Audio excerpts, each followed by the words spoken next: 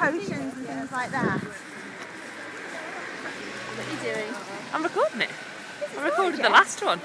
Did you? Yeah. Oh, you can Facebook that. Mm. Good. Because I am on your Facebook actually. I saw your profile picture change. Yeah, it's good, isn't it? Yours and Julie's. I was like, oh my god.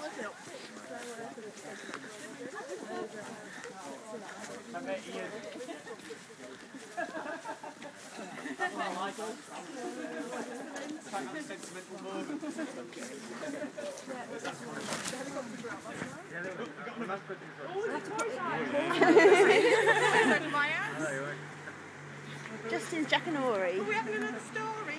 Joe, is this the one you're talking about? Come close. I've never been here. Actually, that's a good idea. We might do the same. Copy it. As I say, he brought us to a pub which is actually closed. A bit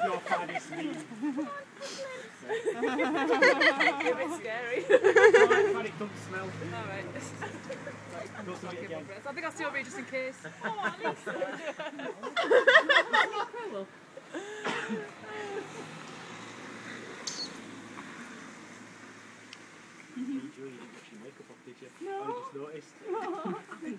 No, she tried to. It's like Phoenix Nights where she gets it stuck on.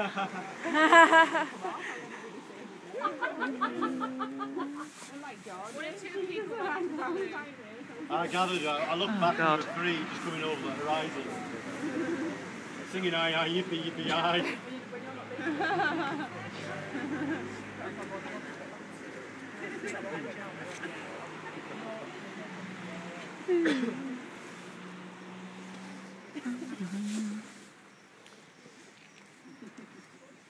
I'm going to have to shout this time, Nick, so you can all hear me over the road traffic.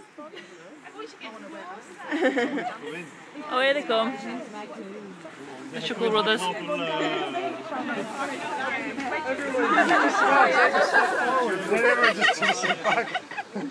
Come on, so you can hear. Come closer, come closer. Yeah, look. I see that time you did that to a man in a cloak. Someone does. There are many tales that surround the ground upon which we now stand. Perhaps the most disturbing and haunting is the one that I will convey to you now. For many years, the Traveller's Rest was a busy, bustling place to be, providing warmth and shelter for villagers on long, cold and lonely nights. The inn changed many hands, changed hands many times over the years. That hip flask was a bad idea, eh, Justyn? Very bad, since I got it. Passing from brother to brother and from buyer to buyer. Early in the reign of King George, the inn was sold to one Kevin Chilton, a loud and boisterous local farmer with a penchant for womanising.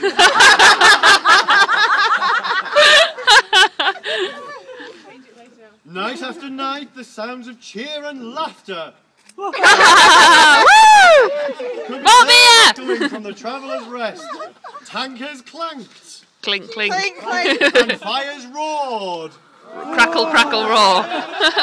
The merriment continued for months, until one freezing November evening everything changed. News raged across the village that the body of a young girl had been found washed up in the river. Rumours abound that the girl, named as Lisa Wright, a local scullery maid from Astley Hall,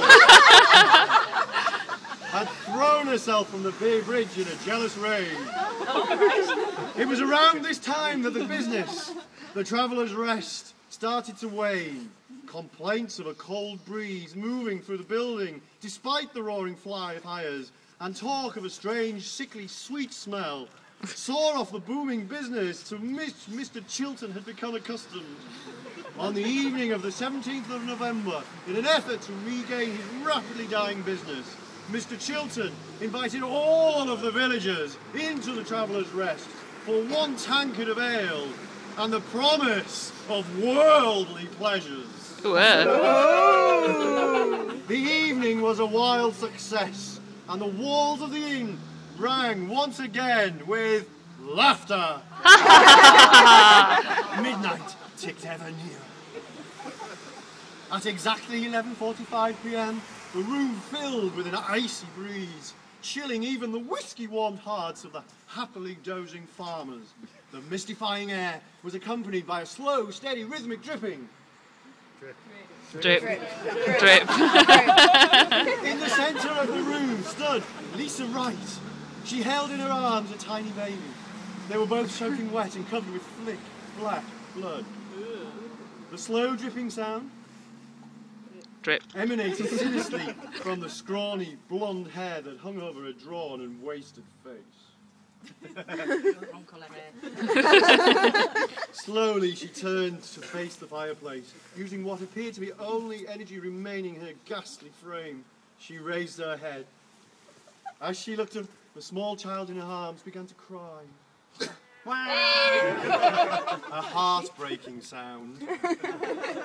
A cry for a life lost before it was lived.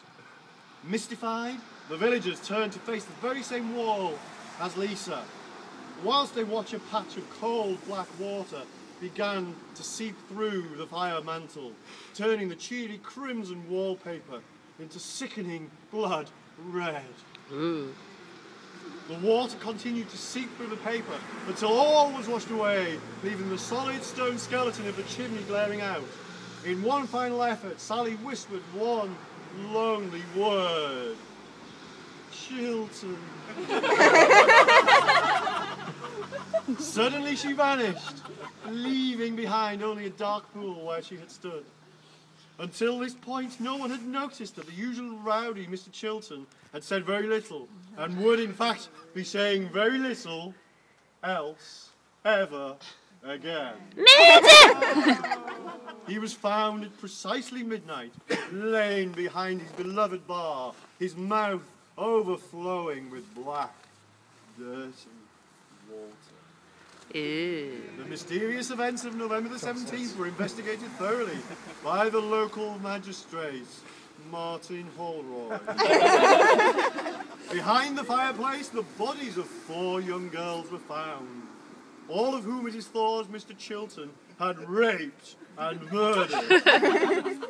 It is said that Lisa Wright had managed to escape the grasp of the evil Mr. Chilton and made it to the nearby bridge at the bottom of the village before he eventually caught up with her.